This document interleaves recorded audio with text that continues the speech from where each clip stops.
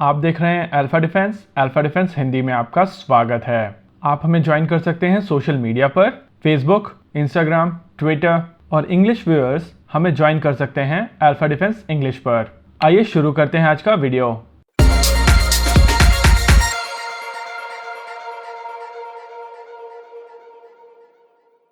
आज के इस वीडियो में हम लोग बात करेंगे प्रहार बैलिस्टिक मिसाइल के बारे में और समझने की कोशिश करेंगे ये किस कैटेगरी की मिसाइल है और इसका प्रयोग कहां होने वाला है। प्रहार एक single stage solid fuel missile है। इस मिसाइल को डीआरडीओ इंडियन आर्मी के लिए बना रहा है और कई लोगों का मानना है कि ये मिसाइल इंडियन आर्मी की पृथ्वी शॉर्ट रेंज मिसाइल सिस्टम को रिप्लेस करेगा। पृथ्वी 1 मिसाइल की रेंज है 150 किलोमीटर और ये मिसाइल 1000 किलो का वॉरहेड ले जाने में सक्षम है। इतनी कम रेंज पर इतना बड़ा वॉरहेड ओवरकिल है और इसीलिए आने वाले समय में भारतीय सेना की पृथ्वी मिसाइल की रेंज बढ़ाई जाएगी और ये किया जाएगा एक अपग्रेड के तहत। सरफेस टू सरफेस मिसाइल आमतौर पर दो तरीके की होती हैं। पहली होती है बैलिस्टिक मिसाइल और दूसरी होती है क्रूज मिसाइल। जहां क्रूज मिसाइल शुरुआती बूस्ट के बाद में एक कांस्टेंट क्रूजिंग स्पीड को मेंटेन करती है और टारगेट के पास जाके डाइव करती है। वहीं बैलिस्टिक मिसाइल एक बैलिस्टिक ट्रेजेक्ट्री फॉलो करती है। ये एटमॉस्फेयर के बाहर जाके अर्थ के ग्रेविटेशनल पुल की मदद से टारगेट के ऊपर डाइव करती है, जिसके कारण इसकी टर्मिनल फेज पर वेलोसिटी बहुत ज्यादा होती है। अगर बात की जाए बैलिस्टिक मिसाइल के क्लासिफिकेशन की, तो इसका पहला क्लासिफिकेशन है थिएटर बैलिस्टिक मिसाइल्स। इन बैलिस्टिक मिसाइल्स की रेंज होती है 300 किलोमीटर से 3500 किलोमीटर तक। आमतौर पर ये दो पड़ोसी देशों के बीच में होने वाले कॉन्फ्लिक्ट में यूज की जाती है। 300 से 1000 किलोमीटर की रेंज वाली मिसाइल्स को बोलते हैं शॉर्ट रेंज मिसाइल सिस्टम। वहीं 1000 से 3500 किलोमीटर की रेंज वाली मिसाइल सिस्टम्स को बोला जाता है मीडियम रेंज मिसाइल सिस्टम। जिन मिसाइल सिस्टम की रेंज 3500 किलोमीटर से ज्यादा होती है और 5500 किलोमीटर से कम होती है, इनको कहा जाता है intermediate range ballistic missile systems. और जिन बैलिस्टिक मिसाइल सिस्टम्स की रेंज 5500 किलोमीटर से ज्यादा होती है, उनको कहा जाता है ICBM यानी कि इंटरकॉन्टिनेंटल बैलिस्टिक मिसाइल सिस्टम्स।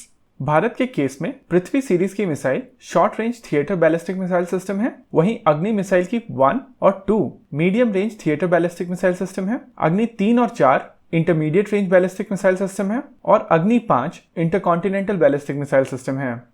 अगर बात की जाए बैलिस्टिक मिसाइल सिस्टम्स की, तो दुनिया में सबसे ज्यादा यूज किए जाने वाला सिस्टम स्कड मिसाइल सिस्टम है। इस मिसाइल को सोवियत यूनियन में बनाया गया था। 1957 में बनाया गया ये मिसाइल सिस्टम आज भी अक्रॉस द वर्ल्ड यूज किया जाता है। चाहे यमन हो या सीरिया, चेचन वॉर हो या गल्फ वॉर, इस मिसाइल सिस्टम को सबसे ज्यादा यूज किया गया है। इसका प्रमुख कारण ये था कि इस मिसाइल सिस्टम को आसानी से ट्रांसपोर्ट किया जा सकता था और इसको बिना प्रिपरेशन के कभी भी लॉन्च किया जा सकता है। अगर नजर डाली जाए भारतीय सेना के बेड़े पर, तो समझ में आता है कि भारतीय सेना के पास 300 किलोमीटर से कम रेंज वाली कोई भी मिसाइल नहीं है। इन मिसाइल्स को कहा जाता है टैक्टिकल बैलिस्टिक मिसाइल सिस्टम और इस कैटेगरी के सबसे पास जो मिसाइल सिस्टम है वो है पृथ्वी मिसाइल सिस्टम। और पृथ्वी 1 एक लिक्विड फ्यूल सिस्टम है जिसके प्रिपरेशन में 30 मिनट से 3.5 घंटे तक लग सकते हैं। इसलिए भारत के लिए जरूरी था कि एक solid fuel tactical missile system develop किया जाए जिसको जल्दी से डिप्लॉय करके टैक्टिकल एडवांटेजेस लिए जा सकें। प्रहार मिसाइल सिस्टम कुछ इसी तरीके का सिस्टम है।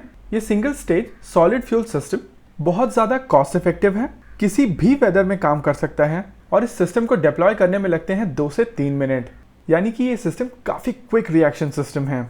इस सिस्टम की रेंज है 200 किलोमीटर और ये 200 किलोग्राम का वॉरहेड ले जाने में सक्षम है। एक लॉन्च सिस्टम में 6 मिसाइल्स होती हैं और ये 6 की 6 मिसाइल अलग अलग तरीके का वॉरहेड भी कैरी कर सकती हैं। इसकी स्पीड होती है 2 माक यानी कि ध्वनि की गति से दुगना और इसकी फ्लाइंग एल्टीट्यूड है 35 किलोमीटर। ये एक काफी एक्यूरेट मिसाइल सिस्टम है। इसकी सर्कुलर एरर प्रोबेबिलिटी केवल 10 मीटर की है। अगर बात की जाए इस सिस्टम की टाइमलाइन की, तो साल 2011 में इस मिसाइल सिस्टम ने अपनी पहली टेस्ट फ्लाइट की थी और उस समय यह मिसाइल सिस्टम काफी सक्सेसफुल रहा था अपने टारगेट को न्यूट्रलाइज करने में। लेकिन इस मिसाइल सिस्टम का दूसरा टेस्ट किया गया 7 साल के बाद में। इस चीज को लेकर काफी लोगों ने बहुत सारी स्पेकुलेशंस लगाई हुई हैं। कुछ लोगों का मानना है कि शुरुआत में यह सिस्टम भारतीय सेना की रिक्वायरमेंट के हिसाब से नहीं बनाया गया था और इसीलिए इस सिस्टम की डिजाइन में चेंज किए गए जिसमें इतना ज्यादा टाइम लगा।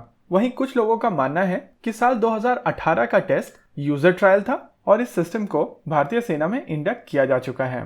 अगर टैक्टिकल बैटलफील्ड एडवांटेज को देखा जाए तो इस तरीके के सिस्टम्स को जितना ज़्यादा नंबर में हो सके इंडक्ट करना चाहिए, क्योंकि ये low cost low risk systems tactical battlefield में काफ़ी ज़्यादा एडवांटेजेस होंगे। इसकी ऑपरेशनल रिक्वायरमेंट को समझने के लिए मान लीजिए कि कोई एक ऐसा इलाका है जिसके ऊपर दुश्मन ने कब्जा कर लिया है और आपको ये इलाका वापस लेना है, तो इस मिशन पे जाने वाले बैटलफील्ड फॉर्मेशन में कुछ प्रहार मिसाइल सिस्टम भी होंगे जो system very long range artillery का काम करेंगे। वहीं दूसरी ओर डीआरडीओ इस मिसाइल सिस्टम के एडवांस सिस्टम पर काम कर रहा है। इस सिस्टम का नाम होगा प्रनाश और प्रनाश की रेंज होगी 200 किलोमीटर। वहीं इस सिस्टम के एक्सपोर्ट वेरिएंट का नाम है प्रगति, जिसकी रेंज होगी 170 किलोमीटर।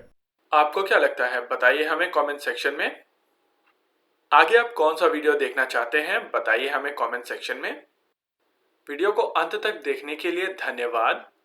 अगर ये वीडियो आपको पसंद आया हो तो इसको अपने दोस्तों के साथ जरूर शेयर करें, और अगर नहीं पसंद आया तो बताइए हमें कमेंट सेक्शन में आखिर क्यों। देखते रहिए अल्फा डिफेंस। धन्यवाद। जय हिंद।